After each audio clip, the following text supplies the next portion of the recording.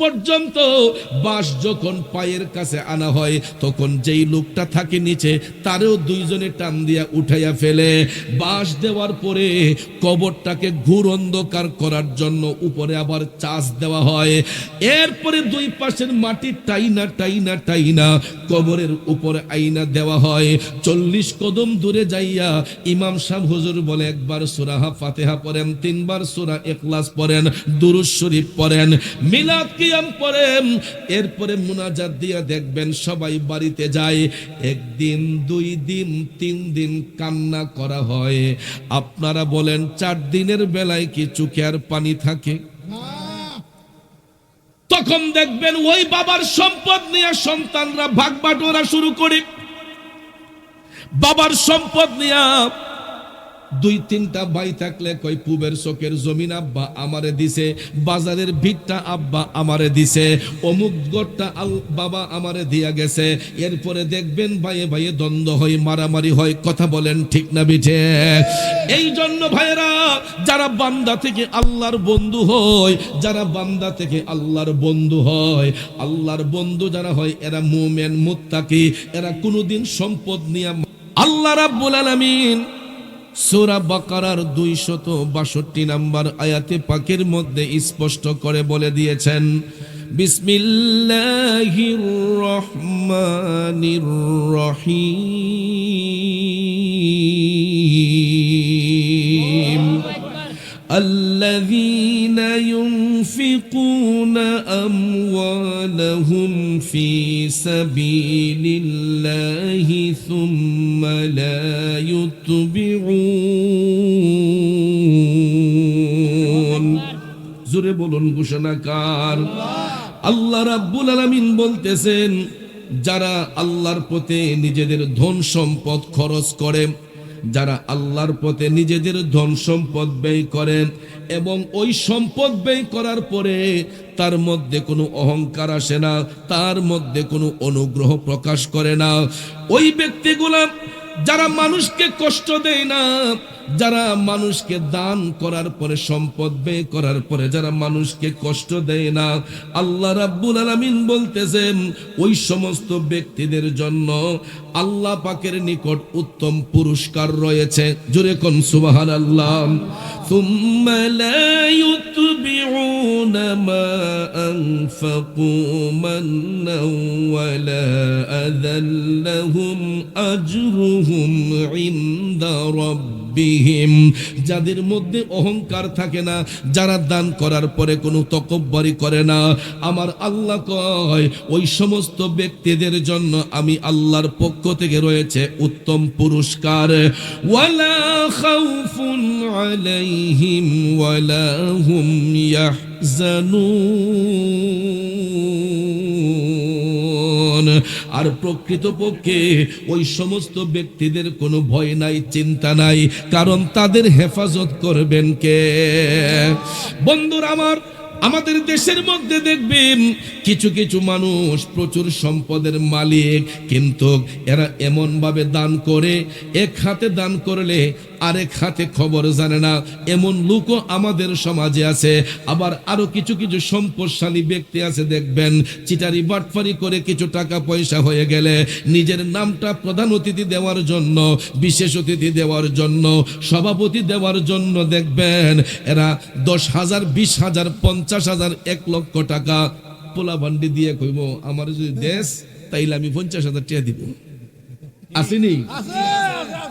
ঈদগার মাঠে, মসজিদের মাঠে বড় বড় ঘোষণা, আমার নামটা ইহানো দিয়ে দিও তাইলে দিমু। আসেনি? বাবাজিরা আমার, এই আয়াতে পাকের তাফসীর করতে যাইয়া জগৎ বিখ্যাত তাফসীর রুহুল বয়ান প্রমাণ করেছে 3 শ্রেণীর লোক কখনো আল্লাহর কাছে দামি হবে না। কয় শ্রেণীর? 3 শ্রেণীর ব্যক্তি কখনো আমার আল্লাহর কাছে দামি হবে না। এরই মধ্যে 1 শ্রেণীর লোক হলো যারা সম্পদ ব্যয় করার পরে আল্লাহর পথে খরচ করার পরে তারা তকব্বরি দেখায়, অহংকারী দেখায়, মানুষকে কষ্ট দেয়, নিজেকে জাহির করার জন্য যারা হাত প্রসারিত করে, ওই সমস্ত ব্যক্তিগুলা জান্নাত পাবে দূরের কথা, জান্নাতের সুগন্ধ পর্যন্ত পাবে না। কথা বলেন ঠিক কিনা? কারণ বাজান, এখন আমার আপনার হয়তো কোটি টাকা থাকতে পারে, আগামী কালকে আমি আপনি রাস্তার ভিখারিও হয়ে যেতে পারি, ঠিক না বেঠে? কারণ পরের জায়গা পরের জমি ঘর বানায়, পরের জায়গা পরের জমি ঘর বানায় আমি রই, আমি তো সেই ঘরের মালিক নই। পরের জায়গা পরের জমি ঘর বানায় আমি রই, আমি তো সেই ঘরের মালিক নই, ঠিক কিনা বলে? আরে সেই ঘরখানা যার জমিদারি, আমি পাই না তাহার হুকুম জারি, পাই না জমিদারের দেখা, পাই না জমিদারের দেখা, মনের দুঃখ কারে কই, আমি তো সেই ঘরের মালিক নই। কথা বলেন ঠিক না বেঠি? আমার বাবাজিরা, সম্পদ নিয়ে কেন বাহাদুরি করব, অহংকারী করব? খোদাই না করুক এই মুহূর্তে যদি আমি চৌধুরীর মরণটা এখানে হয়ে যায়, আমার যেই জায়গা সম্পদ হবিগঞ্জে যেই আমার বাড়ি গাড়ি আছে, আপনারা বলুন এইগুলা কিছু কি আমার কাজে আসবে? যদি খোদাই না করুক আমি মরে যাই, আপনারাও তো বলবে হুজুরের লাশটা তাড়াতাড়ি বাড়িতে পাঠাইতে হবে। তখন আর আমাকে মুফতি সাহেব বলবেন না, পীর সাহেব বলবেন না। দেহের মধ্যে যতক্ষণ প্রাণ থাকে, আমার আপনার পরিচয় হলো চেয়ারম্যান সাহেব, মেম্বার সাহেব, এমপি সাহেব, মন্ত্রী সাহেব, মুফতি সাহেব, মুহাদ্দিস সাহেব, ঠিক কিনা কম? কিন্তু দুইটা চোখ বন্ধ হওয়ার সাথে সাথে, দেহ থেকে প্রাণ পাখিটা বের হওয়ার সাথে সাথে আমার আপনার নাম হইয়া যায় লাশ। কথা বলে? টাকার জায়গায় টাকা পড়ে থাকে, সম্পদের জায়গায় সম্পদ পড়ে থাকবে। ও বন্ধু, যাদের জন্য বাড়ি করলাম, যাদের জন্য গাড়ি করলাম, যাদের জন্য সম্পদ কামাইলাম, আমি যদি এখন মারা যাই, আপনারা হয়তো এতটুক করবেন, হবিগঞ্জে আমার বাসায় টেলিফোন দিয়া বলবেন চৌধুরী সাহেবের লাশটা এসে একটু রিসিভ করে যান। আপনারা আমার দুঃখে একটু কানবেন, আমার স্বজন স্ত্রী পুত্ররা কান্নাকাটি করবে। কিন্তু বাজান, ওই লাশটা যদি আমার বাড়িতে নেওয়া হয়, আমার লাশটা কিন্তু আমার বেডরুমের ভিতরে আর ঢুকানো হবে না। দামি দামি খাট পালঙ্গের মধ্যে আমার আপনার বডি তখন আর রাখা হবে না। ঘরের বারান্দার মধ্যে হয়তো একটা চাটি বিছাইয়া, না হয় 3টা কলা গাছের টুকরা দিয়া আমার আপনার নিতর দেহটাকে এই পুষ মাস শীতের মধ্যে, মাঘ মাসে শীতের মধ্যে দেখবেন পাতলা একটা চাদর দিয়া কাফন পরানোর আগ পর্যন্ত রাখা হয়। এরপরে দেখবেন সাদা 3 টুকরা মার্কিন কাপড় আনা হয়, বড়ই পাতার গরম জল দিয়া গোসল দিয়া ইমাম সাহেব হুজুর আইসা আমার আপনার গায়ের মধ্যে সেই পোশাকটা লাগাইয়া দিবে। ওই দেহের মধ্যে পোশাকটা লাগানোর পরে আমার আপনার দেহটাকে এমন একটা নির্জন জায়গায় নেওয়া হবে গো, যেই জায়গাটার নাম হলো কবর। ওই কবর দেশের মধ্যে একটা কবর খনন করা হইব। আমরা তো দুনিয়ার মধ্যে বাড়ি করতে যাইয়া আগে সিম্পল দেখি, কথা কোন ঠিক না? বাড়ির ক্যাটালগ দেখি, বাড়িটা কোন ভাবে বানাইলে সুন্দর হবে, বিল্ডিংটা কয়তলা বানাইলে কিভাবে ডিজাইন করলে সুন্দর হবে। আপনারা বলেন আমাদের আসল বাড়ির ডিজাইনের কোনো পরিবর্তন আছে? গরিব ব্যক্তির জন্য যেই ডিজাইন, রাস্তার ফকিরের জন্য যেই ডিজাইন, শিল্পপতি এমপি মন্ত্রীর জন্য একই ডিজাইন। আব্বারে, দুনিয়ার জমিনে বড় লোকরা ঘর বানাইলে দেখবেন কত দামি দামি টাইলস লাগায়, কত মার্বেল পাথর লাগায়। কিন্তু সমাজপতি শিল্পপতি যদি মারা যায়, গরিব লোকটা মারা গেলেও বাঁশঝাড় থেকে বাঁশের টুকরা কিন্তু ঠিকই কাটতে হয়। বাড়ির কাছে বাঁশের ঝাড় না থাকলে বাজার থেকে বাঁশ কিনে আনতে হয়, চাষ কিনে আনতে হয়। ওই মাটির উপরে কোনো নরম বিছানা থাকবে না, মাটির উপর কোনো নরম বিছানা থাকবে না। গরিব লোকটার জন্য যেমন শিল্পপতির জন্য এই রকম বিছানারও কোনো পরিবর্তন নাই। কথা বলেন ঠিক কিনা? তিনজন ব্যক্তি কবরে নাইমা মৃতদেহটা কবরে শোয়াইবে, বিসমিল্লাহি ওয়া আলা মিল্লাতি রাসূলিল্লাহ এই বলে কবরের মধ্যে লাশটা শোয়াইয়া দেখবেন আস্তে আস্তে করে বাঁশ দিয়া কবরের গ্যাপটা পূরণ করা হয়, একজন একজন করে উঠে যায়। শেষ এ বন্ধুরা আমার, বাবাজিরা, রাত যত গভীর হয় প্রেম তত মধুর হয়। ঠিক না বেঠিক? কারণ রাত্র গভীর হলে দুনিয়ালুবী মানুষগুলা ঘুমের ঘরে চলে যায়। আল্লাহ প্রেমিক রসুল প্রেমিক বান্দারা তখন আরামের ঘুম হারাম করে দিয়া আমার মৌলাকে পাবার জন্য ব্যস্ত হয়ে যায়। ঠিক কিনা? রাত গভীর হলে মুমিন বান্দাদের ঈদ শুরু হয়, কারণ তারা গোপনে আমার মৌলার সঙ্গে প্রেমের কালেকশন ফিট করে। বাজানরে, ইতিহাস পড়ে দেখেন যারা আল্লাহর বন্ধু হয়েছেন তারা গোপন ইবাদতের মাধ্যমে মৌলার সাথে প্রেমের কালেকশন ফিট করেছেন। ঠিক কিনা বলেন? এই জন্য বাজান, আমরা গুনাহ করতে করতে আমাদের কলবটাকে অন্ধকার করে ফেলেছি। প্রত্যেকটা মানুষের বাম স্তনের 2 আঙ্গুল নিচে একটা কলব আছে। এই কলবটাকে বলা হয় লতিফায়ে কলব। জন্মের পরে এটা আয়নার মতো পরিষ্কার থাকে, কিন্তু নারী পুরুষ যখন 12 বছর প্লাস হয়ে যায়, সাবালক সাবালিকা যখন হয়ে যায়, আমাদের 3 ধরনের নফসের মধ্যে একটা নফসের নাম হচ্ছে নফসে আম্মারা। শয়তানের ধোঁকায় পড়ে পাপ যখন শুরু করি, পাপ করতে করতে আয়নার মতো পরিষ্কার কলব টিক্কার মতো কালো হয়ে যায়। আর এই অন্ধকার কলবটাকে যদি জিন্দা করতে হয়, বেশি বেশি করে আল্লাহ নামের জিকির করতে হয়। ঠিক কিনা কর?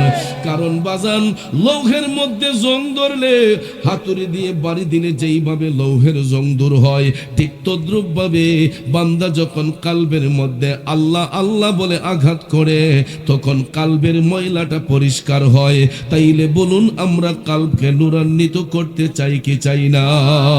তাইলে চক্ষুটা বন্ধ করে সবাই আপন আপন কলবের দিকে মুতাওয়াজ্জি হইয়া জবানটা ছেড়ে একটু জিকির করুন ইসমে জাত আল্লাহ আল্লাহ আল্লাহ আল্লাহ আল্লাহ আল্লাহ আল্লাহ আল্লাহ আল্লাহ আল্লাহ আল্লাহ আল্লাহ আল্লাহ আল্লাহ জপ মন রে আল্লাহ করো সাধনা। আল্লাহ আল্লাহ জপ মন রে আল্লাহ করো সাধনা। আল্লাহর নামটি না লইলে, আল্লাহর নামটি না লইলে কলব জিন্দা হবে না।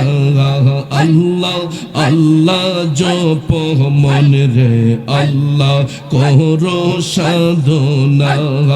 আল্লাহ আল্লাহ আল্লাহ আল্লাহ আল্লাহ আল্লাহ আল্লাহ আল্লাহ আল্লাহ জিকির করো মুমিন গোর, জিকিরে মজাইয়া মোর।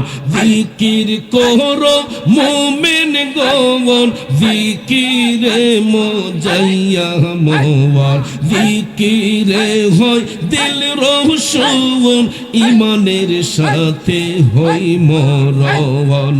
আল্লাহ আল্লাহ আল্লাহ আল্লাহ আল্লাহ আল্লাহ আল্লাহ আল্লাহ আল্লাহ আল্লাহ। গুনাহ খাতা যা কই রাশি মাফ কই দাও তুমি গো আল্লাহ। যত রঙের অপরাধিয়া মে মাশাল্লাহ আল্লাহ আল্লাহ আল্লাহ আল্লাহ আল্লাহ আল্লাহ আল্লাহ আল্লাহ যত রঙের অপরাধিয়া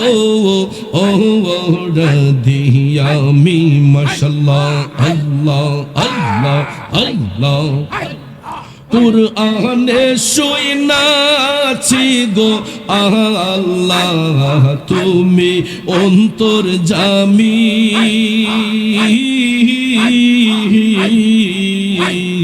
মারহাবা মাশাআল্লাহ কুরআনে শুনাছি গো আল্লাহ তুমি অন্তর্যামী তোমার মতো এই জগতে আর কে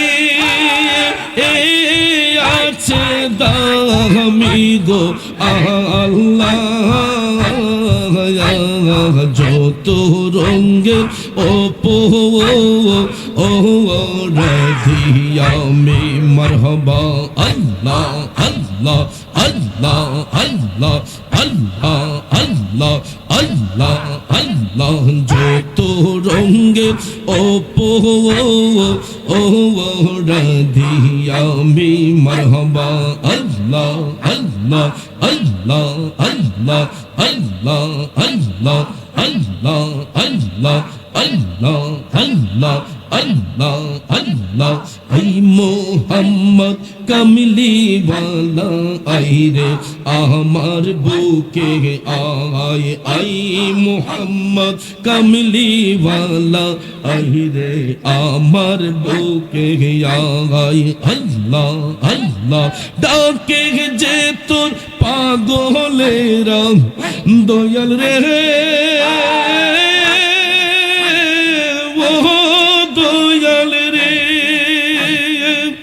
ডাকে যে তোর পাগলেরা শান্তি দে মোর কলি যায় আই মোহাম্মদ কামলি ওয়ালা আই রে আমার বুকে আয় আল্লাহ আল্লাহ আল্লাহ আল্লাহ চাঁদ সূরজার গ্রহ তারা জিন ইনসানার ফেরেশতারা চাঁদ সূরজার গ্রহ তারা দয়াল রে ও দয়াল রে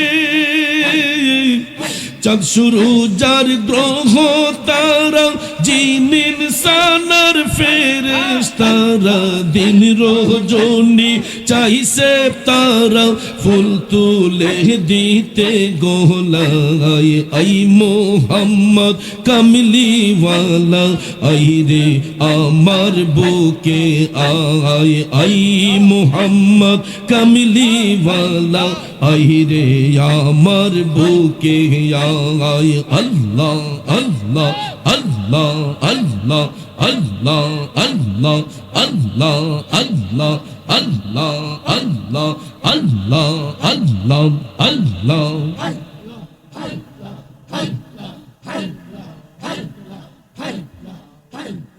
লা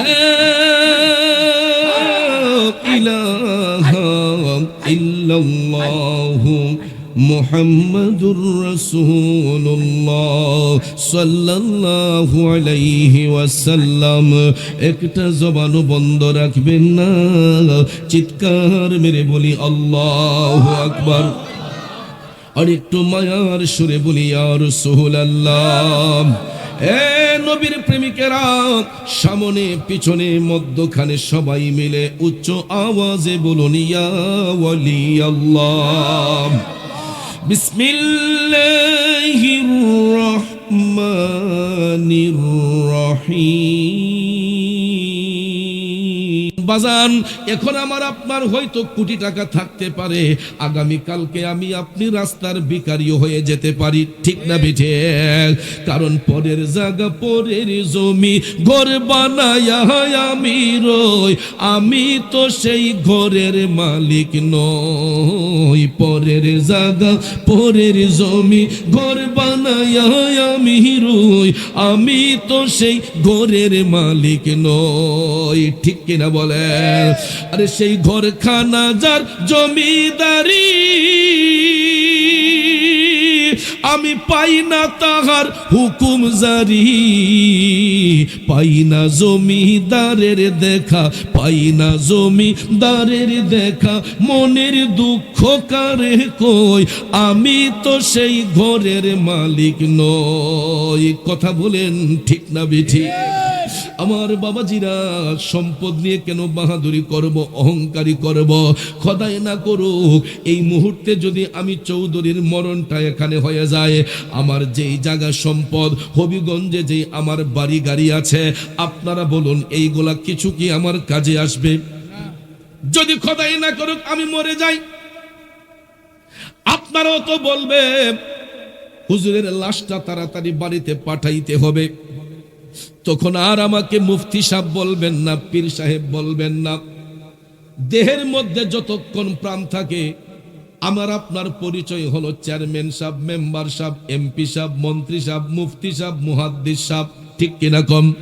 কিন্তু দুইটা চোখ বন্ধ হওয়ার সাথে সাথে, দেহ থেকে প্রাণ পাখিটা বের হওয়ার সাথে সাথে আমার আপনার নাম হইয়া যায় লাশ। কথা বলে? টাকার জায়গায় টাকা পড়ে থাকে, সম্পদের জায়গায় সম্পদ পড়ে থাকবে। ও বন্ধু, যাদের জন্য বাড়ি করলাম, যাদের জন্য গাড়ি করলাম, যাদের জন্য সম্পদ কামাইলাম, আমি যদি এখন মারা যাই, আপনারা হয়তো এতটুক করবেন, হবিগঞ্জে আমার বাসায় টেলিফোন দিয়া বলবেন চৌধুরী সাহেবের লাশটা এসে একটু রিসিভ করে যান।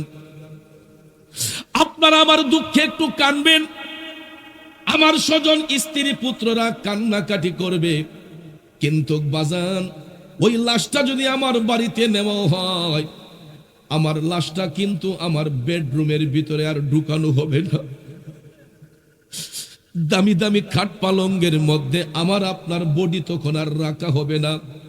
ঘরের বারান্দার মধ্যে হয়তো একটা চাটি বিছাইয়া, না হয় 3টা কলা গাছের টুকরা দিয়া আমার আপনার নিতর দেহটাকে এই পুষ মাস শীতের মধ্যে, মাঘ মাসে শীতের মধ্যে দেখবেন পাতলা একটা চাদর দিয়া কাফন পরানোর আগ পর্যন্ত রাখা হয়। এরপরে দেখবেন সাদা 3 টুকরা মার্কিন কাপড় আনা হয়, বড়ই পাতার গরম জল দিয়া গোসল দিয়া ইমাম সাহেব হুজুর আইসা আমার আপনার গায়ের মধ্যে সেই পোশাকটা লাগাইয়া দিবে। ওই দেহের মধ্যে পোশাকটা লাগানোর পরে আমার আপনার দেহটাকে এমন একটা নির্জন জায়গায় নেওয়া হবে গো, যেই জায়গাটার নাম হলো কবর। ওই কবর দেশের মধ্যে একটা কবর খনন করা হইব। আমরা তো দুনিয়ার মধ্যে বাড়ি করতে যাইয়া আগে সিম্পল দেখি, কথা কোন ঠিক না? বাড়ির ক্যাটালগ দেখি, বাড়িটা কোন ভাবে বানাইলে সুন্দর হবে, বিল্ডিংটা কয়তলা বানাইলে কিভাবে ডিজাইন করলে সুন্দর হবে। আপনারা বলেন আমাদের আসল বাড়ির ডিজাইনের কোনো পরিবর্তন আছে? গরিব ব্যক্তির জন্য যেই ডিজাইন, রাস্তার ফকিরের জন্য যেই ডিজাইন, শিল্পপতি এমপি মন্ত্রীর জন্য একই ডিজাইন। আব্বারে, দুনিয়ার জমিনে বড় লোকরা ঘর বানাইলে দেখবেন কত দামি দামি টাইলস লাগায়, কত মার্বেল পাথর লাগায়। কিন্তু সমাজপতি শিল্পপতি যদি মারা যায়, গরিব লোকটা মারা গেলেও বাঁশঝাড় থেকে বাঁশের টুকরা কিন্তু ঠিকই কাটতে হয়। বাড়ির কাছে বাঁশের ঝাড় না থাকলে বাজার থেকে বাঁশ কিনে আনতে হয়, চাষ কিনে আনতে হয়। ওই মাটির উপর কোনো নরম বিছানা থাকবে না, মাটির উপর কোনো নরম বিছানা থাকবে না। গরিব লোকটার জন্য যেমন শিল্পপতির জন্য এই রকম বিছানারও কোনো পরিবর্তন নাই। কথা বলেন ঠিক কিনা? তিনজন ব্যক্তি কবরে নাইমা মৃতদেহটা কবরে শোয়াইবে, বিসমিল্লাহি ওয়া আলা মিল্লাতি রাসূলিল্লাহ এই বলে কবরের মধ্যে লাশটা শোয়াইয়া দেখবেন আস্তে আস্তে করে বাঁশ দিয়া কবরের গ্যাপটা পূরণ করা হয়। একজন একজন করে উঠে যায়। শেষ পর্যন্ত বাঁশ যখন পায়ের কাছে আনা হয় তখন যেই লোকটা থাকে নিচে তারও দুইজনে টান দিয়া উঠাইয়া ফেলে। বাঁশ দেওয়ার পরে কবরটাকে ঘুর অন্ধকার করার জন্য উপরে আবার চাষ দেওয়া হয়। এরপরে দুই পাশের মাটি টাইনা টাইনা টাইনা কবরের উপরে আইনা দেওয়া হয়। 40 কদম দূরে যাইয়া ইমাম সাহেব হুজুর বলে একবার সূরা ফাতিহা পড়েন, 3 বার সূরা ইখলাস পড়েন, দুরূদ শরীফ পড়েন, মিলাদ কিয়াম পড়েন। এরপরে মুনাজাত দিয়া দেখবেন সবাই বাড়িতে যায়। একদিন, 2 দিন, 3 দিন কান্না করা হয়। আপনারা বলেন 4 দিনের বেলায় কি চোখে আর পানি থাকে? তখন দেখবেন ওই বাবার সম্পদ নিয়ে সন্তানরা ভাগ বাটোয়ারা শুরু করে। বাবার সম্পদ নিয়ে 2-3টা ভাই থাকলে কই পূবের চকের জমিন আব্বা আমারে দিছে, বাজারের ভিটটা আব্বা আমারে দিছে, অমুক গড়টা বাবা আমারে দিয়া গেছে। এরপরে দেখবেন ভাইয়ে ভাইয়ে দ্বন্দ্ব হয়, মারামারি হয়। কথা বলেন ঠিক না বিঠে? এই জন্য ভাইরা যারা বান্দা থেকে আল্লাহর বন্ধু হয়, যারা বান্দা থেকে আল্লাহর বন্ধু হয়, আল্লাহর বন্ধু যারা হয় এরা মুমিন মুত্তাকি। এরা কোনোদিন সম্পদ নিয়ে মারামারি করে না, সম্পদের পিছনে দৌড়ে না, এরা সব সময় মওলাকে পাবার জন্য দৌড়ে। কথা কোন ঠিক কিনা? যেমন ভাইয়েরা আমার আল্লাহ বলেছেন যারা সম্পদ আল্লাহর পথে ব্যয় করে এবং কোনো মানুষকে কষ্ট দেয় না এবং যারা সহযোগিতা করে, দানের হাত প্রসারিত করে, এরা বান্দা থেকে আল্লাহর বন্ধু হয়। আর এদের জন্য আমার আল্লাহ পুরস্কার নির্ধারণ করে রেখেছেন। এমনই একজন নবীর সাহাবী যিনি কোরআনে পাকের এই আয়াতটা শোনার পরে এত সম্পদের মালিক ছিলেন, অর্ধেকটা পৃথিবী যিনি কিনতে পারতেন। নবীর একজন সাহাবী যিনার নাম হলো হযরতে উসমান যুন নূরাইন রাদিয়াল্লাহু তাআলা আনহু। সুবহানাল্লাহ কোন? আমরা 1-2 কোটি টাকার মালিক হইলে বাপ রে বেটা এদের ফেভারিট হন জানা। ঠিক নিও কাকা? 1-2 কোটি টাকার মালিক হইলে এত লাগে না। মোটামুটি বছরের খোরাকটা গড় থাকলে দেখবেন মানুষের যে ফাফুর। এ বন্ধু, হযরত উসমান রাদিয়াল্লাহু তাআলা আনহুর এত পরিমাণ সম্পদ ছিল, তিনি ইচ্ছে করলে পুরাটা মদিনা শরীফ কিনে ফেলতে পারতেন। কিন্তু আমার নবীর গোলামিতে মাশগুল হওয়ার সঙ্গে সঙ্গে ওনার মধ্যে অহংকার, রিয়া বলতে কোনো জিনিস ছিল না। এত সম্পদের মালিক হওয়ার পরেও হযরতে উসমান রাদিয়াল্লাহু তাআলা আনহুর মধ্যে বিন্দু মাত্র কোনো রিয়া ছিল না, ফখর ছিল না। বাজানো, ইসলামের প্রথম যুগে যখন একটা যুদ্ধ সংগঠিত হয়েছিল, ওই যুদ্ধটার নাম হচ্ছে তাবুকের যুদ্ধ। কিসের যুদ্ধ? ওই মুহূর্তে মুসলমান নবীর উম্মত যারা ছিলেন, সাহাবী যারা ছিলেন, তাদের অর্থ সংকট ছিল। তাবুকের যুদ্ধ যখন শুরু হয়েছিল তখন মদিনা শরীফের মধ্যে অর্থ সংকট ছিল। আমাদের দেশে দেখবেন কিছু কিছু সময় আমরা অর্থনৈতিক ক্রাইসিসে পড়ে যাই যখন চৈত্র মাস আসে। ঠিক না ঠিক? ফাল্গুন চৈত্র মাসে দেখবেন গৃহস্থের হাত খালি হয়ে যায়। জমিন চাষাবাদ করতে করতে ফসল উঠানোর আগ পর্যন্ত আমাদের অনেকের হাতে টাকা পয়সা থাকে না। বিশেষ করে এটা আমাদের ভাটি এলাকায় যারা বৈশাখী ফসলের মৌসুম নিয়ে যারা সব সময় ব্যস্ত থাকে। ঠিক কিনা বলেন? এই টাইমটা থেকে আমরা অর্থ সংকটে পড়ি না? অনেক মানুষ দেখবেন ফাল্গুন চৈত্র মাস আসলে তখন তাদের একটা অর্থ সংকট হয়। তো আরব দেশের মধ্যেও যখন গ্রীষ্মকাল আসতো তখন তাদের একটা অর্থ সংকট পড়তো। বাবাজিরা আমার, তাবুকের যুদ্ধ যখন সংগঠিত হবে, সাহাবায়ে কেরাম অর্থ শূন্য। আমার মদিনার কামলিওয়ালা নবী চিন্তা করলেন এই যুদ্ধে যদি মুসলমানদের পক্ষে বিজয় না আসে আমার উম্মতরা ধ্বংসের দিকে চলে যাবে, লজ্জিত হয়ে যাবে। হঠাৎ করে দয়াল নবী সমস্ত সাহাবায়ে কেরামকে একত্রিত করলেন।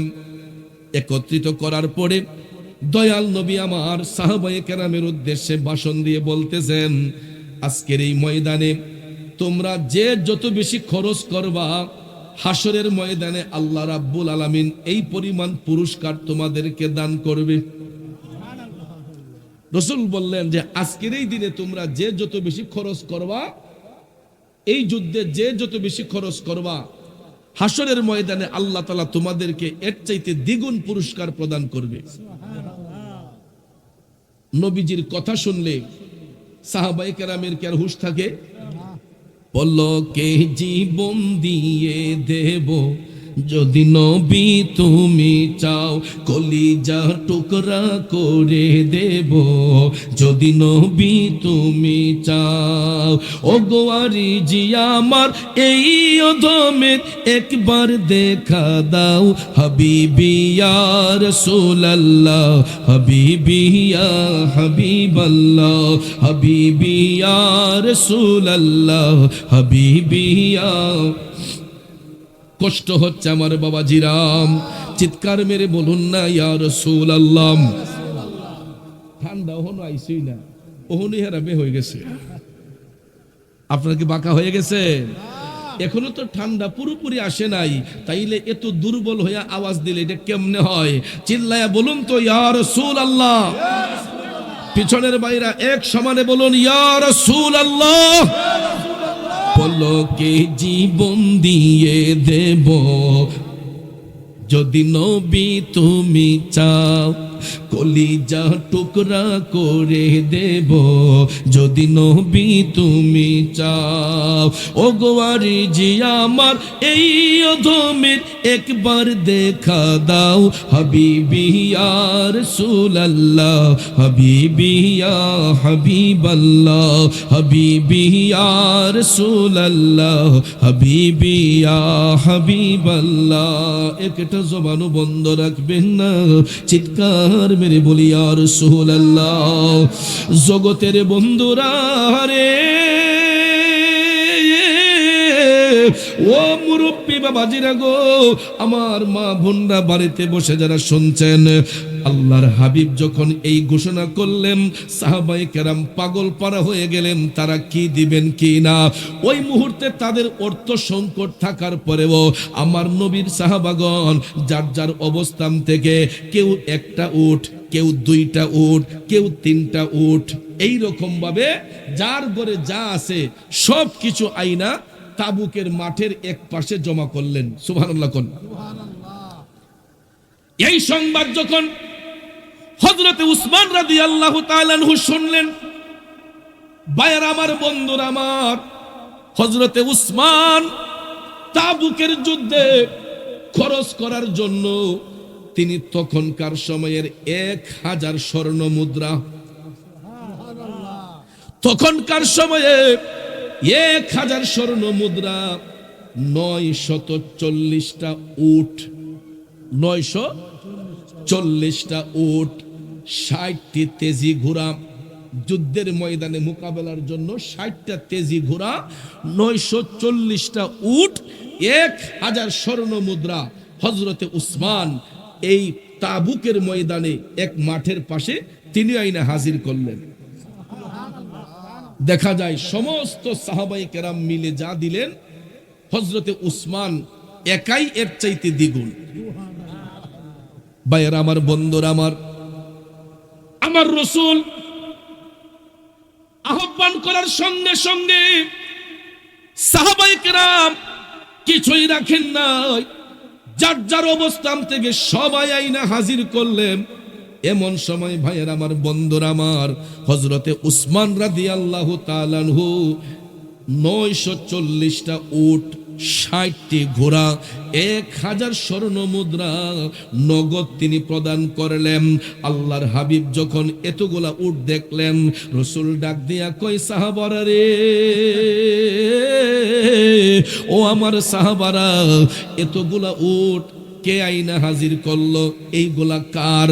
বন্ধুরা আমার, বাবাজিরা, এমন সময় হযরতে উসমান রাদিয়াল্লাহু তাআলা আনহু নবীর পিছনে গিয়া দাঁড়াইলেন। না জানি অহংকার চলে আসে, না জানি কোনো তকব্বরি চলে আসে। ভাইয়ের আমার, হযরতে উসমান মাথা নিচু করে আমার নবীর পিছন মেঘে দাঁড়াইলেন।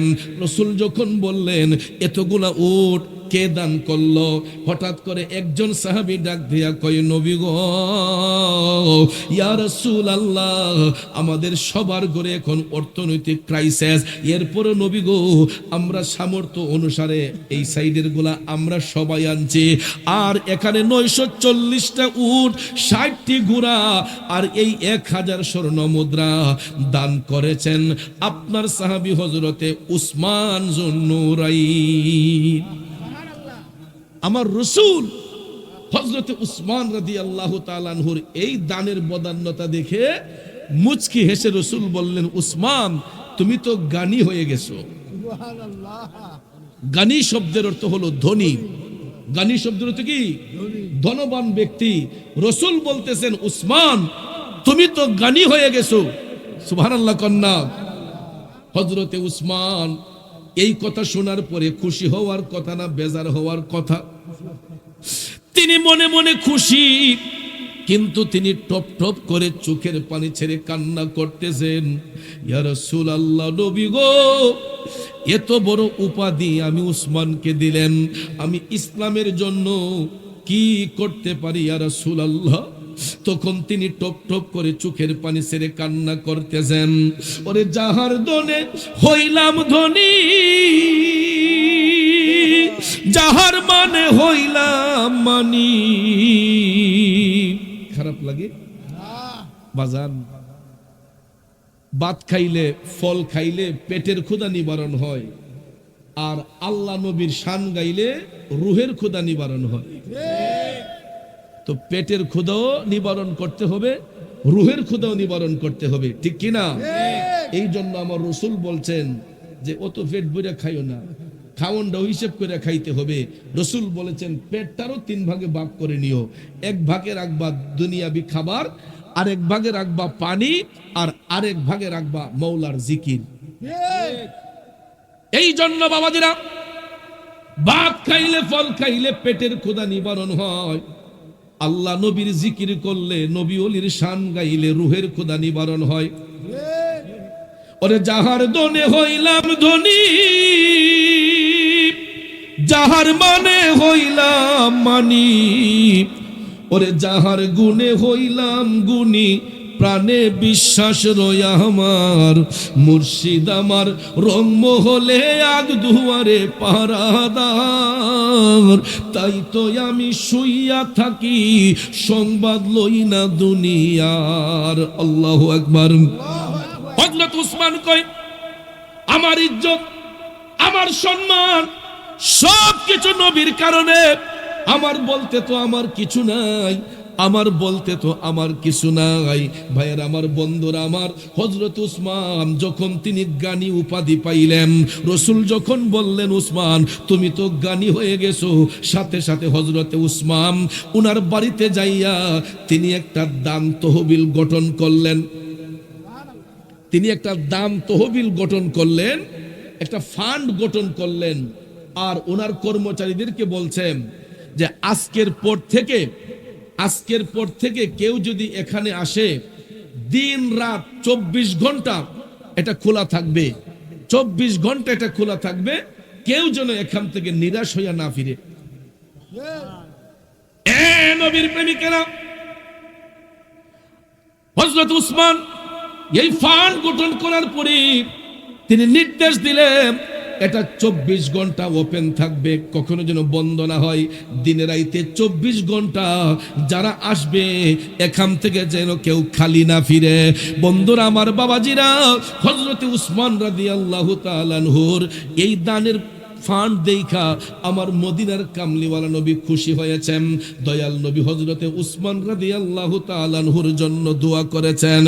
হঠাৎ একদিন একজন গরিব সাহাবী আমার নবীর কাছে গিয়া বললেন, ইয়া রাসূলুল্লাহ, নবী গো, আমার চলতে বড় কষ্ট হয়। ইয়া রাসূলুল্লাহ, আমার চলতে বড় কষ্ট হয়, আমাকে আপনি এই মুহূর্তে কিছু সাহায্য করুন। সুবহানাল্লাহ কোন। একজন সাহাবী নবীজির কাছে এসে বলতেছে, ইয়া রাসূলুল্লাহ, আমি চলতে বড় কষ্ট হয়, আমার একটু সাহায্য করেন। আপনারা বলেন, আমার নবীর কাছে কোনো কমতি আছে? রাসূল চাইলে মুহূর্তের মাঝে ওই লোকরে বাদশা বানিয়ে দিতে পারতেন কিনা? কথা কয় না। মুহাম্মদ মুস্তাফা নবী সাল্লাল্লাহু আলা, তিনি বাদশার বাদশাহ কামলিওয়ালা, তিনি বাদশার বাদশাহ কামলিওয়ালা। ঠিক কিনা বলেন? আমার রাসূল ইচ্ছা করলে মুহূর্তের মধ্যেই এই লোককে বাদশা বানিয়ে দিতে পারতেন, কিন্তু রাসূল চিন্তা করলেন, আমি আমার উসমানের ঈমানদার একটু যাচাই করব। সুবহানাল্লাহ কোন। যে উসমানকে শুধু আমি নবীর কথাকেই গ্রহণ করলো, গরিবদের প্রতি আমার উসমানের ভালোবাসাটা কেমন, আমি রাসূল আজকে এটা একটু জাস্টিফাই করব। সুবহানাল্লাহ কোন। মাঝে মাঝে দেখবেন অনেক বড় বড় অফিসাররা তাদের নিচে যে কর্মচারী আছে এদেরকে দেখবেন অনেক সময় অনেক কিছু দিয়ে টেস্ট করে। আছেন এরকম? বাবাজিরা আমার, আমার মদিনার কামলিওয়ালা নবী হযরত উসমান রাদিয়াল্লাহু তাআলা আনহুকে যাচাই করার জন্য যে গরিবদের প্রতি আমার উসমানের উদারতাটা কেমন আজকে একটু যাচাই করব। রাসূল সঙ্গে সঙ্গে ওই গরিব সাহাবীকে বললেন, উম্মত, এই মুহূর্তে তো আমি তোমাকে কিছু দিতে পারছি না, এই মুহূর্তে আমি তোমারে কিছু দিতে পারছি না, তবে তুমি একটা কাজ করো, তুমি এই মুহূর্তে হযরত উসমানের বাড়িতে যাও। হযরত উসমানের কাছে গেলে উসমান তোমাকে খালি ফিরাবে না, সেখানে তুমি তার কাছে চেয়ে নিও, বইল যে রাসূল পাঠাইছেন। ভাইয়ের আমার, এই কথা শোনার পরে সঙ্গে সঙ্গে এই গরিব সাহাবী উনি রওনা হইলেন। রওনা হইয়া হযরতে উসমান রাদিয়াল্লাহু তাআলা আনহুর বাড়ির কাছে যাইতে না যাইতেই দেখা যাচ্ছে হযরতে উসমান ময়লাযুক্ত খেজুর, বালি মাখা খেজুরগুলা তিনি একটা বালতির মাঝে জমাইতেছেন। ওই লোকটা যখন হযরত উসমানের বাড়িতে গেল, যাইয়া যখন এই অবস্থা দেখছে, কয় হায় হায় রে, নবীজি কার বাইত পাঠাইল রে। এবারে বলে, দানশীল, যেই খেজুর আমরা রাস্তাঘাটে ফালাই রাখি, এই ময়লা খেজুরটিরে টুকাইয়া বালতিত ভরতাছে, তাই নিয়ে বলে আমরা দান করে নিব। এটা দেখেই সে আর কিছু বলে নাই, হাইটা চলে আসছে হযরত উসমান রাদিয়াল্লাহু তাআলা আনহুর বাড়ি থেকে নবীজির কাছে আসলো। আল্লাহর হাবিব বললেন, কি ব্যাপার, তুমি কি আমার উসমান? ওই গরিব সাহাবী হযরত উসমান রাদিয়াল্লাহু তাআলা আনহুর সঙ্গে কথা না বলে চলে আসছে নবীজির কদম মোবারকে। নিকলির বাবাজিরা, গভীর মনোযোগ। আমার রাসূল ডাক দিয়ে বললেন, উম্মত, কি ব্যাপার, তুমি আজকে যে খালি হাতে আসলাম, আমার উসমান কি তোমাকে কিছু দেয় নাই? ডাক দিয়া কই, নবী গো, আপনার উসমানের কাছে আমাকে আর পাঠাইয়েন না, যে অবস্থা আজকে দেখছি। রাসূল বললেন, কি? কই, নবী গো, তার ঘরের কর্মচারীরা কুপির সলতাটা বাড়াইয়া দেওয়ার কারণে তাদেরকে যেইভাবে ধমকাইছে আপনার উসমান, এই জন্য নবী গো, আমি এই রাগের মাথায় আপনার উসমানকে কিছু বলি নাই, এই জন্য চলে আসছি। নবীজি আবারও মুস্কি হাসতেছেন। সুবহানাল্লাহ। এমন দয়ালো নবী আমরা কোথায় গেলে পাবো রে। বাবাজিরা, রাসূল তৃতীয় দিন আবার বললেন, উম্মত, তুমি নিশ্চয়ই বড় ধরনের কোনো ভুল করতেছ, যাও তুমি আজকে আবার যাও, আমার উসমানের কাছে গিয়ে কিছু চাও। তখন তৃতীয় দিন আবার যাক, আজকেই শেষমেশ, আর যাইতাম না। তৃতীয় দিন যখন নবী পাঠাইলে তৃতীয় দিন ওই লোক আবার গেছে, গিয়া উসমান রাদিয়াল্লাহু তাআলা আনহুর বাড়ির কাছে গিয়েই দেখতেছে উনি তুলা জেনে জাল দিয়া ঘুরছে, জালের ছিদ্র দিয়া তুলাগুলা উঠতেছে। হযরত উসমান এই তুলাডিরে জমাইতেছেন, কর্মচারীদেরকে নিয়ে তুলাডিরে জমাইতেছেন। এই লোকে দীক্ষা কই দেখছো নি কারবারটা, তুলা একটা পাতলা জিনিস, এটা উঠতেছে, ইটারও কাব্য জমাইতেছে, তাই না বলে দানশীল। এই দৃশ্য দেখার পরে তৃতীয় দিন আবার এই লোক নবীজির কদম মোবারকে গেছে। আমার রাসূল ডাক দিয়ে বললেন, কি ব্যাপার উম্মত, তুমি আজকেও খালি হাতে আসলা? কই নবী গো, আমি আজকে যে অবস্থা দেখলাম, এই অবস্থা দেখে আপনার উসমান যে দানশীল এটা আমি একবারে হারিয়ে ফেলছি। নবী গো, পাতলা তুলা জালের ছিদ্র দিয়ে উড়ে যাচ্ছে, আপনার উসমান এই তুলাগুলা জমাইতেছে তার কর্মচারীদেরকে নিয়ে, সে নিজেই চলবে কেমনে, আমারে দিবে কেমনে? আমার রাসূল বললেন, আচ্ছা বলো তো, তুমি যে 3 দিন গেলা, এই 3 দিনের ভিতরে আমার উসমানের সাথে কোনো একদিন কি তোমার কথা হয়েছে? কই ইয়া রাসূলুল্লাহ, আমি তো কথা বলি নাই, এই অবস্থা দেখতে আমি চলে আসছি, আপনার উসমানের সাথে আমি কথা বলি নাই ইয়া রাসূলুল্লাহ। আমার রাসূল তখন বললেন, তুমি বড় ধরনের ভুল করেছো, বিয়াদবি করেছো। হে উম্মত, তুমি আমার উসমান সম্পর্কে বুঝবা কি, জানবা কি? তুমি তো এখনো আমার উসমানকে সালামি প্রদান করো নাই, তুমি তো আমার উসমানকে এখনো সালাম বিনিময় করো নাই, আমার উসমান সম্পর্কে তোমার ধারণা হইব কেমনে? সুবহানাল্লাহ কোন। রাসূল বললেন, তুমি তো এখনো সালামি বিনিময় করো নাই।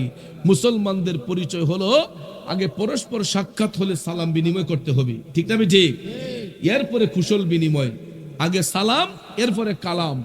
আগে আসসালামু আলাইকুম, আমি হবিগঞ্জ থেকে নিকলি এসেছি, আপনার সাথে চিনা নাই জানা নাই, প্রথম পরিচয় হবে কিভাবে? আসসালামু আলাইকুম। তারপরে হাতটা বাড়াবো, মুসাফা করব, ভাই কেমন আছেন? ওই ভদ্রলোক বলবে আপনার বাড়ি কোথায়, আমি বলবো হবিগঞ্জে। ভাই আপনার বাড়ি? উনি হয়তো বলবে আমি নিকলিরি। তখন ভাইয়ের আমার, আপনি কি করেন না করেন, এই আস্তে আস্তে হাল বৃত্তান্ত সব কিছু জানা যায়। যখন আমি কথাই বললাম না, তাইলে আমার বাড়ি কই, রাজশাহী না বগুড়া না সিলেট হবিগঞ্জে, এটা জানবো কিভাবে, ঠিক না? ঠিক। আমার রাসূল বললেন, আপনি যান, এবার যাইয়া আমার উসমানকে সালাম দেন। সালাম দেওয়ার পরে বলবেন, আমাকে দয়াল নবী আপনার কাছে পাঠাইছেন।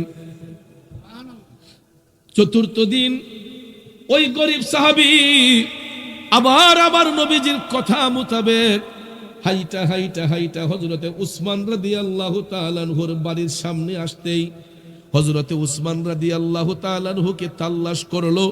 করার সঙ্গে সঙ্গে হযরতে উসমান হুজরা শরীফের দরজা খুলে বের হলেন। নবীর সাহাবী হযরতে উসমান রাদিয়াল্লাহু তাআলা আনহু দরজা খোলার সাথে সাথেই সালাম দিলেন, আসসালামু আলাইকুম ওয়া রাহমাতুল্লাহ। ভদ্রলোক অবাক, সালাম দিতাম আমি, দিয়ে দিছে আগে উনি। হযরতে উসমান সালাম দেওয়াতে সম্মান কমছে না বাড়ছে? বাড়ছে না কমছে? সালাম দেওয়ার পরে ওই ভদ্রলোক সালামের জবাব দিয়ে তিনি বললেন যে হুজুর, আমি তো আরো 3 দিন আপনার বাড়িতে আসছি। উসমান বললেন, আপনি যে আর 3 দিন আসছেন, আমি তো আপনাকে দেখেছি, আমি তো আপনাকে খুঁজতেছি, আপনি 3 দিন আমার বাড়িতে আসছেন, কিন্তু আমি যখন আপনাকে তাল্লাশ করতে যাই, গিয়ে দেখি আপনি আমার সীমানার ভিতরেই নাই। এবার বলুন আপনি কোথা থেকে আসছেন? সাহাবী বলতেছে, আমি দয়াল নবীর কদম মোবারক থেকে আপনার কাছে এসেছি। এ বন্ধু, সাহাবী যখন বললেন হযরত উসমানকে যে হুজুর, আমি দয়াল নবীর কদম মোবারক থেকে এসেছি, দয়াল নবী আমারে পাঠাইছেন, হযরতে উসমান টপ টপ করে চোখের পানি ছাইরা তিনি কান্না শুরু করে দিয়া তাড়াতাড়ি করে ওই গরিব সাহাবীকে উনি ভিতরে নিয়ে গেলেন, শান শৌকতে বসাইলেন যাতে করে উনার কষ্ট না হয়। হযরতে উসমান বলতেছেন, দয়াল নবী আপনারে পাঠাইছেন, আমি কি দিয়ে আপনারে খুশি করতে পারি? ওই গরিব সাহাবী কই, আমি চলতে বড় কষ্ট হয়, আমাকে কিছু দান করেন। রাসূল বলেছেন, আপনার কাছে আসলে নাকি কোনো কমতি হবে না, আপনি নাকি আমাকে দান করবেন। হযরত উসমান চিন্তা করলেন কি করা যায় রে, দয়াল নবী পাঠাইছে, তারে কেমনে আমি সাহায্য করি। তখন এই গবেষণা করতে করতে হযরত উসমান চোখ খুলে দেখতেছেন একটা সরু রেখার মতো দেখা যায় বিশাল বড় একটা উটের কাফেলা, বিশাল বড় একটা উটের কাফেলা বাণিজ্য শেষ করে উসমানের বাড়ির দিকে আসতেছে। অনেকক্ষণ দৃষ্টিপাত করে উসমান দেখলেন উনার উটগুলোই আসতেছে। তখন সিওরিটির জন্য ওই গরিব সাহাবীকে বললেন, এই যে উটগুলা একটা সরু রেখা দেখা যায়, আপনি কি দেখতেছেন? হুজুর, এটা তো সরু রেখা না, একটা উটের কাফেলা আসতেছে। হযরত উসমান বললেন, আপনি কি শিওর? বলতেছে, হ্যাঁ হুজুর, একটা বড় উটের কাফেলা আসতেছে। হযরত উসমান বললেন, আমি একটা লিখিত কাগজ দিচ্ছি, আমি একটা লিখিত কাগজ দিচ্ছি, ওই উটের কাফেলার যিনি নেতৃত্ব দিচ্ছেন ওই সেনাপতি বরাবর আপনি গিয়া কাগজটা দিবেন, আর ওই কাফেলার মধ্যে সবচেয়ে বড় উট যেটা, এই উটটা আপনাকে দিতে বলবেন। এরপরে ওই গরিব সাহাবী তখনও বুঝতে পারে নাই, ভাবছে যে উসমান মনে হয় বাউতাবাজি কইরা তারে বাইর থেকে খেদাইতেছে। যে বেটা খেজুর টুকাইছে, লেমের শৈলটা বাড়াই দেওয়ানে কর্মচারী ধমকাইছে, এরপরে দা তোলা উইরা গেছে, এটিতে জমাইছে, এই লোকে আমার উঠ দে লাইব, এটা অকল্পনীয়। সে বিশ্বাস করতে পারে না, কিন্তু আবার ভাবছে যে একটা দলিল যেহেতু আছে, যদি উসমানে উঠ না দেয় তাইলে তো উনার লেখা দলিলটা এটা নিয়ে নবীজির কাছে দিতে পারবো। ঠিক না ঠিক? ভাইয়েরা আমার, হযরত উসমান সেনাপতি বরাবর সালাম দিয়ে বললেন, এক ভদ্রলোককে আমি পাঠাচ্ছি, কাফেলার সবচেয়ে বড় উট উনাকে আপনি প্রদান করবেন। আরো জোরে কন্যা সুবহানাল্লাহ। বন্ধুরে,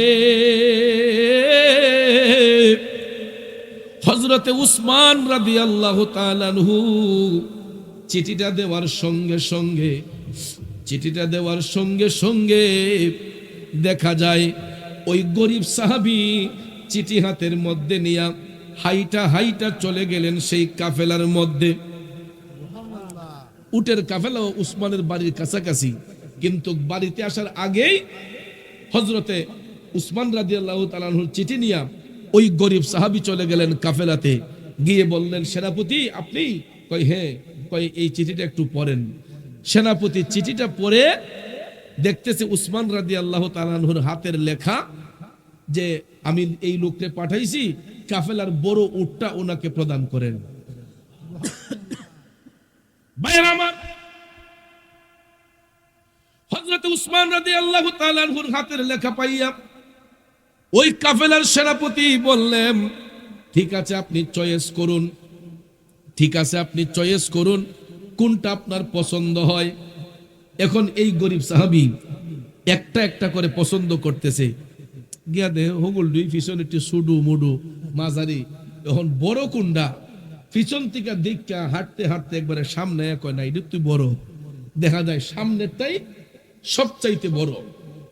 এখন সেনাপতিরে বলতেছে, উট পছন্দ হইছে কোনটা? ওই সামনেরটা। সুবহানাল্লাহ কন্যা। অর্থাৎ যেটা সামনে থাকে এটা পছন্দ হইছে। আল্লাহু আকবার বলবেন না? ভাইয়ের আমার, বন্ধুরা আমার, সেনাপতি লজ্জার মধ্যে পড়ে গেছেন। যাই হাই রে, বেটা তো এমন একটা পছন্দ করছে সামনেরটা। সামনেরটা তো ইডলিগা সর্দার, অর্থাৎ উট কিন্তু সিরিয়াল ভাঙ্গা হাঁটে না। মরু অঞ্চলে উটের কাফেলা যখন যায়, একটা সামনেরটা যেই দিকে যায়, পিছনের গুলা ইডার পিছনে পিছনে যায়। এখন এটা যদি সামন থেকে সরানো হয়, তাহলে পিছনের যে উটগুলা ইডি সবটি ইডার পিছনে যাইব। এখন সেনাপতি পড়ছে সমস্যা, কয় হাই রে কি করি এখন?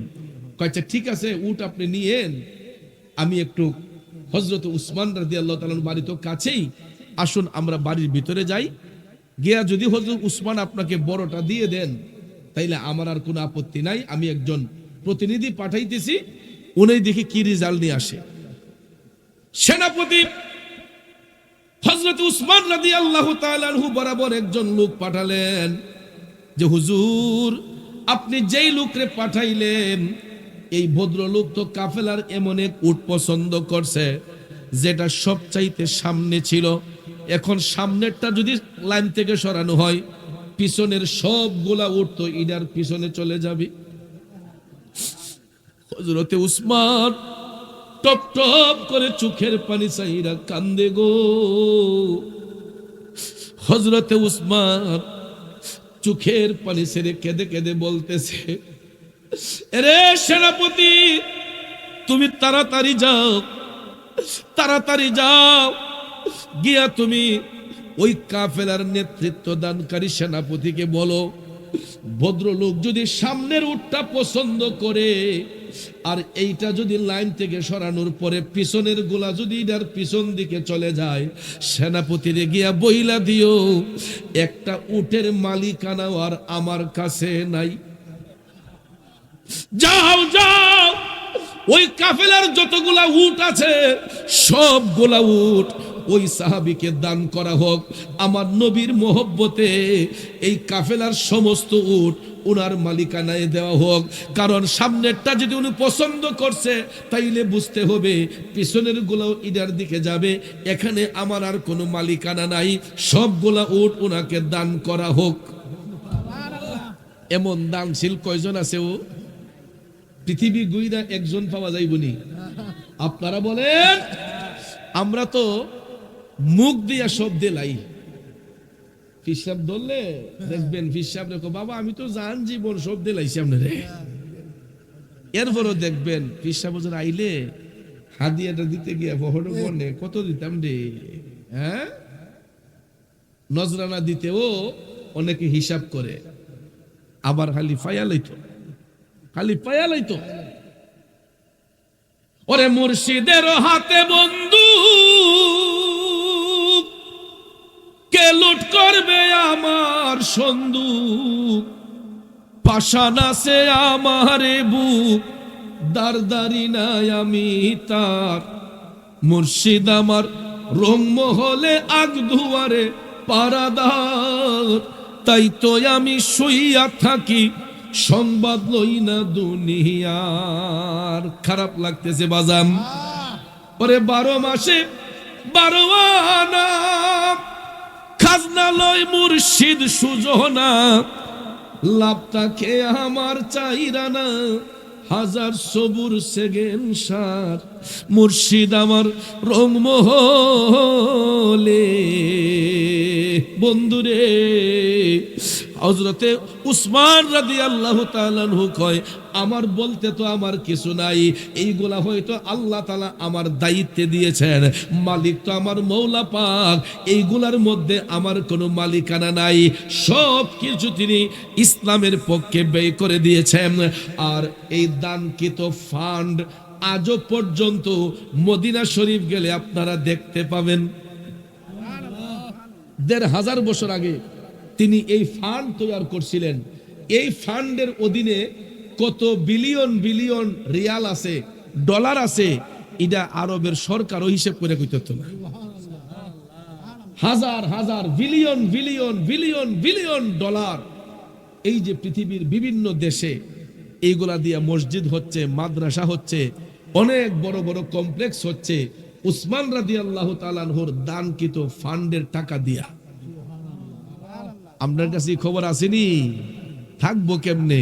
আমরা তো আছে আলি মারামারি, কোন হুজুরের পাঞ্জাবি বাট্টি, কোনটা লম্বা, কেডা কি করছে না করছে, ইতালিয়া হাসি হুজুর ফাইসালিন আর লা মাযহাবি সালাফি খারেজিরা ওইখানে গিয়া তেল দিতে দিতে দিতে দিতে এরা উজান যাইতে যাইতে ওই জায়গা গিয়া টাকা লই পরে হেরা, আর আমরা সুন্নিরা বাসে বাইক বিহালি মারামারি করি, আর ওই ফান্ডের টাকা আমরা আনতে পারি না। আজকে দেখেন একটা মাদ্রাসা, সুন্নি মাদ্রাসা তৈরি করতে গেলে, একটা বিল্ডিং হইতে গেলে অনেক খবর হয়, ঠিক না ঠিক? আর বাতিল ফেরকারা দেখবেন খালি ইটটা গাঁথনিটা দিলই দেখবেন 1 মাস পরেই দেখবেন সাত 2টা 3টা হয়ে গেছে গা। না মিথ্যা বললাম? এই ক্যাম্পাসের টাকা দিয়ে কয়টা ইট কিনবেন? ইটি তো নেগা হের ওই বাচ্চা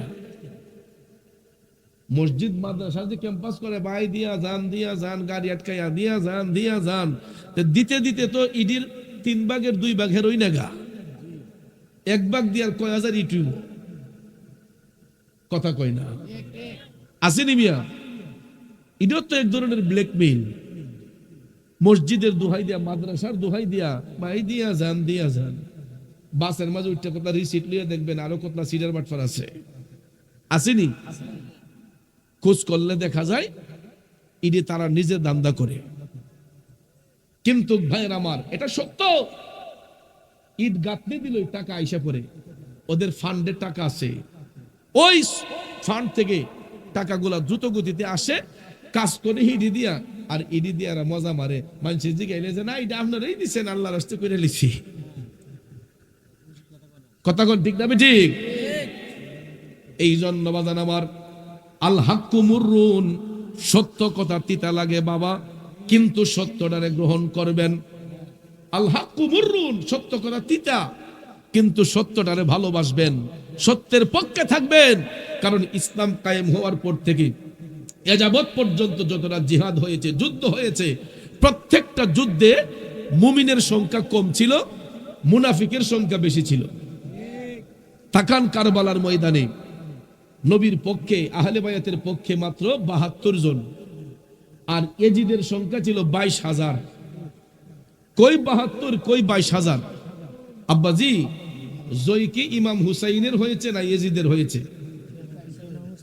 ইমাম হুসাইন রাদিয়াল্লাহু তাআলা আনহুর জয় হয়েছে, কথা বলেন ঠিক কিনা? এজিদের কবরের কোনো চিহ্নই নাই, কিন্তু ইমাম হুসাইন রাদিয়াল্লাহু তাআলা আনহুর পবিত্র রওজা মুবারক আছে না নাই? কথা কোন আছে না নাই? তাইলে বাজান, হকের পক্ষে যারা জীবন দিবে, এরা দুনিয়া ছেড়ে যাবার পরেও তাদের কবরটা নূরের মহল হয়ে যায়। এটা আমার কথা নয়, আমার মদিনার কামলিওয়ালা নবী বলেছেন যে বেঈমান মুনাফিকরা কবরে গেলে 2 পাশের মাটি তাদেরকে চাপ দেয়, তাদের ডান পাজরের হাড়গুলা বাম পাজরে যায়, বাম পাজরের হাড়গুলা ডান পাজরে যায়। মুরুগের হাড্ডিতে কামড় দিলে যেরকম মরমর করে ভেঙে যায়, জাহান্নামীদেরকে কবরে রাখলে পরে মাটির চাপে তাদের দেহের হাড়গুলা ভেঙে যায়। আর মুমিন ব্যক্তিদেরকে কবরে রাখার পরে এদের কবরটা নূরের মহল হয়ে যায়। মাটি চাপ দিব দূরের কথা, স্পর্শ করবে না, বরঞ্চ মুমিনদের কবরটা আলোকিত হয়ে যায়, নূরের মহল হয়ে যায়। তাহলে বলুন, আমরা ইমানদার হয়ে মরতে চাই কি চাই না? জোরে বলেন, চাই কি চাই না? কারা কারা চাই? 2টা হাত তুলে দেখাই। নারায়ে তাকবীর, নারায়ে রিসালাত, আহলে সুন্নাত ওয়াল জামাত। ইমানের পথে অবিচল থেকে আমার মরণ যেন হয়। ইমানের পথে অবিচল থেকে আমার মরণ যেন হয়। কষ্ট হচ্ছে আমার বাবাজিরা, বন্ধু, আমি যেই কথাটা বলতে চেয়েছিলাম, হযরতে উসমান রাদিয়াল্লাহু তাআলা আনহু আমার নবীর প্রেমে মাতোয়ারা হইয়া গরিবদের প্রতি ওনার এরকম উদারতা ছিল। আব্বারে শুধু তাই নয়, মদিনাবাসীরা যখন গরিব ছিলেন, অর্থ সংকটে ছিলেন, মুসলমান সাহাবী যারা, তাদের চলতে কষ্ট হতো, কারণ আরব দেশে পানির বড় ক্রাইসিস, ঠিক না বেঠিক? তো মদিনা শরীফ থেকে প্রায় 5.5 কিলোমিটার দূরে, 5.5 কিলোমিটার দূরে হযরত উসমান রাদিয়াল্লাহু তাআলা আনহুর একটা পানির কূপ ছিল। এটার নাম এখন বর্তমানে বীরে উসমান। নাম কি? আগে এই কূপের পারে যাওয়া হতো, যাওয়া যেত, কিন্তু এখন যাওয়া যায় না। কেন? এটা মদিনা শরীফ থেকে 5.5 কিলোমিটার দূরে। হাজী সাহেবরা গেলেও এখানে গিয়ে বীর করেন, যেই কারণে এখন গেট লক করা হয়েছে। কিন্তু আপনাদের দোয়ায় আমি বহুবার গিয়েছি। 2017 সাল থেকে আল্লাহ পাক আমাকে নেওয়াইতেছে, আমি কয়েকবার গিয়েছি, আলহামদুলিল্লাহ। কোন এটা দেখে আসছি। এটার ইতিহাস কি জানেন?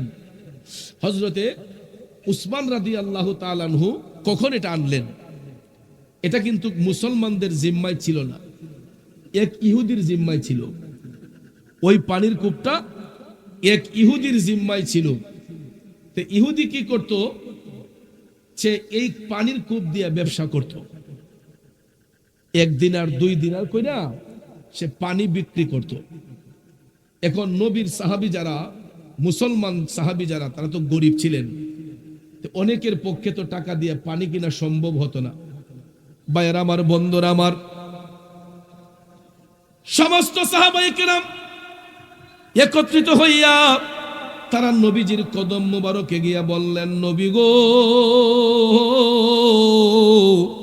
ইয়া রাসূলুল্লাহ, ইহুদির কাছ থেকে প্রতিদিন টাকা দিয়ে পানি কিনে আনতে আমাদের বড় কষ্ট হয়ে যায়। ইয়া রাসূলুল্লাহ, নবী গো, যদি ওই পানির কূপটা আমাদের জিম্মায় আসতো, আমরা খুব আনন্দে পানি পান করতে পারতাম। কারণ ওই পানির কূপ ছাড়া তখন পানি পান করার অন্য কোনো ব্যবস্থা ছিল না। ওরে উম্মতের কষ্ট নবী সইতে পারে না, যে জন হবে আপনা সেই তো মদিনা। নবীর উম্মতেরা যখন চোখের পানি ছেড়ে দিয়া আমার নবীর কাছে যখন বলল, নবী গো, ওই কূপটা যদি আমরা আনতে পারতাম আমাদের জিম্মায়, তাইলে পানি পান করতে কোনো অসুবিধা হইতো না। রাসূল বললেন, লা তাহজান, চিন্তার কোনো কারণ নাই। এই বলিয়া আমার মদিনার কামলিওয়ালা নবী বললেন, তোমরা একটু অপেক্ষা করো, আমি দেখতেছি।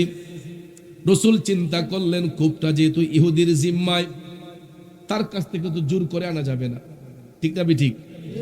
মালিকানা যেহেতু তার অধীনে, আমার নবীর শিক্ষা কেমন? রাসূল ভাবলেন তাকে আগে বুঝাইয়া বলি। আমার নবী হাইটা হাইটা ওই ইহুদির বাড়িতে গেলেন। যাওয়ার পরে ইহুদিকে ডাক দিলেন যে, ভাই, আমি রাসূল তোমার ওই পানির কূপটা কিনতে এসেছি জান্নাতের ঝর্ণার বিনিময়ে। রাসূল বললেন, তুমি এই পানির কূপটা আমাকে দিয়ে দাও, হাসরের ময়দানে এর বিনিময়ে আমি তোমাকে একটা জান্নাতের নহর প্রদান করব। ইহুদি ডাইরেক্ট আমার রাসূলকে বলল যে, না, আমি এটা বিক্রি করব না, আমি এটা বিক্রি করব না, এটার দ্বারা জান্নাতের নহর আমি কখন পাবো? নবী গো, আপনার পাক কদমে সালাতু সালাম জানাই, দুরুদ সালাম জানাই, নবীর পাক কদমে কদমে গো আমরা গুনাহ। 1 লাখ খাসি যদি পাইতাম নবীর মোহব্বতে মনটা খুশি হইয়া যাইতো। বাজার, যদি পারেন পাপির কথাটা রাখেন, ইজ্জতটা রাখেন। আর যদি ইজ্জত না রাখা মনে করেন যে বেইজ্জত কইরা দিয়েন। আমরা তো মেহমান, আপনারা মেজবান। মেজবানের দায়িত্ব হইল মেহমান ইজ্জত করা। মেজবানের কাছে আবদার করছি, মেজবানরা মেহমানকে গ্রহণ করতেছে না। তো যাক, 2 ভাইয়া তো আমার ইজ্জত রাখছে। আর একটা আবদার করছিলাম খাসির লেগিয়া, যদি পারেন দিয়েন, আর যদি না পারেন তাবারুক তো করণ লাগবো। আমার গাউসে পাকের 11টা নামের গুণে 11টা মায়ের সন্তান, আত্মুল্লাহ, বেশি না, মাত্র 2000 টাকা দান।